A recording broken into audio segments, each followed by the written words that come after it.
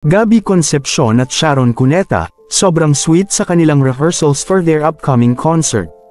Welcome back sa SMP TV Updates.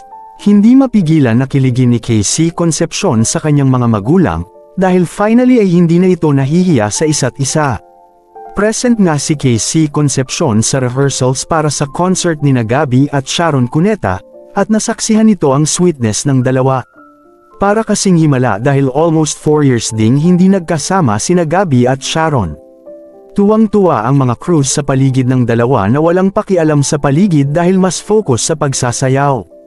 Inaya nga ni Gabby Concepcion si Sharon Cuneta para sa isang slow dance, at hindi naman nagpatumpik si Sharon at agad itong pumayag. Sa nasabing video nga ay sumasayaw ang dalawa ng slow dance at sumasabay sa kanta. Para naman kay Casey Concepcion, excited siya sa nalalapit na concert ng mga magulang bukas, October 27, 2023. Kasama si Casey Concepcion sa mga guest at hindi ito nagsabi kung ano ang kakantahin niya kasama ang mga magulang. Para namang dream come true kay Casey Concepcion ang nangyayari sa dalawa ngayon dahil matagal na niya itong hiling sa Diyos.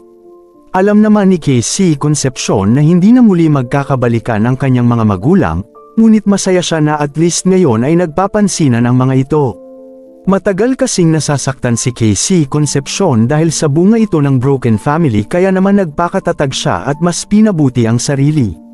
Hindi naman maikakailang excited at kinakabahan sina Sharon at Gabby para sa concert. Emosyonal din sina Sharon at Gabby dahil matagal nilang hindi nakasama ang isa't isa lalo na sa isang concert stage. Anong masasabi ninyo sa balitang ito? Comment down below. Maraming salamat sa panunood.